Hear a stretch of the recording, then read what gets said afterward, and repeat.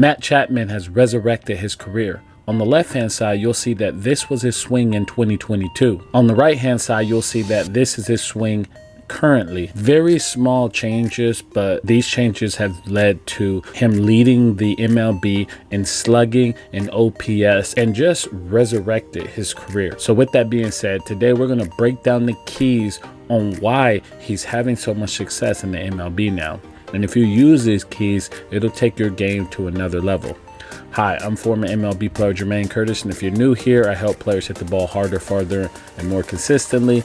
And for a limited time, I'm breaking down player swing, which means you send me your video, I'll break it down, tell you what you need to do to be more consistent or hit for more power. So if that's something you're interested in, definitely click the link that's below this video or in the comment section to take advantage of that limited time offer. And if you're younger than 18, have your parents just reach out so there's no problems on each end. Okay, so the first thing I want to talk about is not his swing, but it's actually his approach.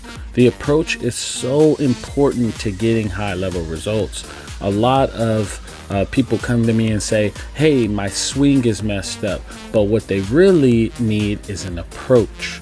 And I get it, you know, you can't really identify what's a good approach, but approaches are like plans before you get into the batter's box. And if you have a good plan before you get into the batter's box, that can set you up. I always say that a good swing with a bad approach will give you terrible results, but a good approach with the bad swing, you can still get good results with that. So with that being said, let's talk about Matt Chapman and his new approach. Last year in 2022, he was pulling the ball a lot. And that was his approach. That was his plan, to drive the baseball over the fence. Now, that's how you get paid at the MLB level. If you can pull the ball in the air, you're going to make a lot of money. But he knew that he wasn't playing to his full potential. So in the offseason, what he did was he started focusing on driving the ball to the opposite field. He went back to his roots. He went back to what made him successful. And he says this, if you see right here, I wasn't making enough contact. I wasn't driving the ball to the right field and wasn't behind the baseball as much.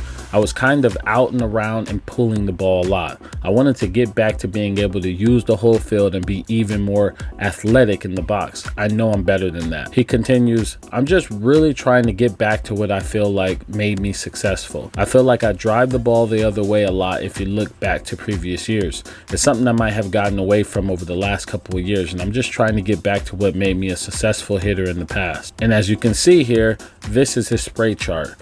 As you can see, most of his balls that he's driving out of the ballpark are to the opposite field. What's funny is that even players at the highest level tend to stray away from what made them successful.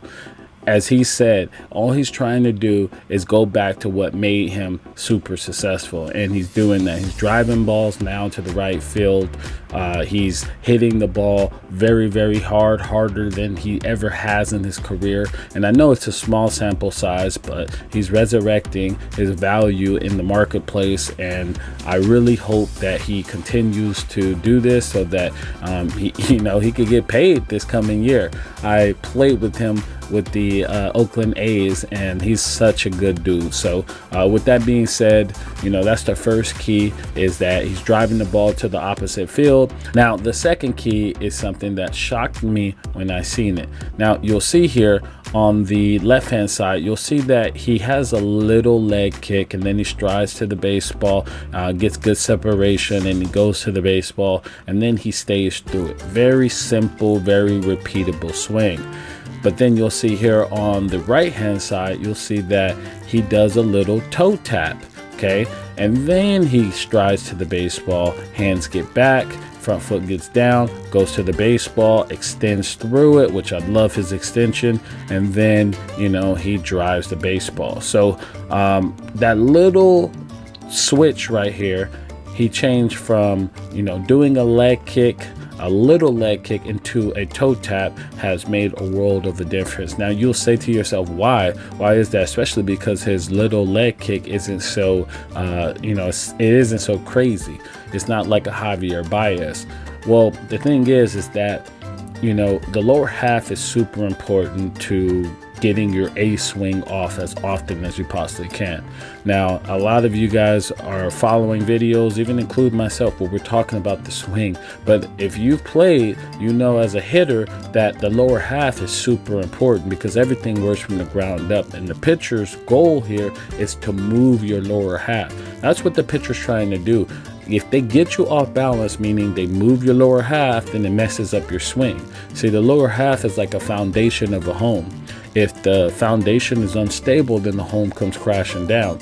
And in this sense right here, what he was doing was, when he would do his little leg kick, he would get off balance at times, and it would cause him to come around the baseball and roll over and just, you know, I think part of it too was his approach. He wanted to drive the baseball, especially at that bandbox of a place that he's playing at right there, where, you know, it's easier to hit home runs. So I'm sure that was in his mind. It's like, I'm going to hit homers now instead of being in, you know, the Coliseum. So, you know, what it comes down to is that he's making adjustments to allow himself to get in a good position to square baseballs up more consistently. And with the toe tap, it's allowing him to get in a better position. It's quieting his body down, allowing him to get a strong lower half so he can be more consistent to the baseball. And it's showing up. Like I said, he's hitting the ball harder. He's leading the league in OPS. He's slugging more than all the players in the MLB.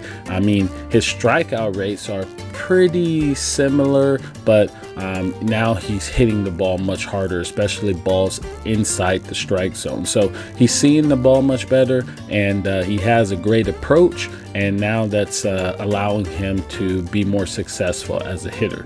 So those are the two keys that's allowing him to resurrect his career, and I think he's going to have a phenomenal season, and I hope, you know, for the best for him, because he's just a great guy. And I want to know what you guys think here. Comment below. Let me know if you enjoyed this, and if you're interested in a swing breakdown, comment below. With that being said, thank you guys so much, and I'll talk to you soon.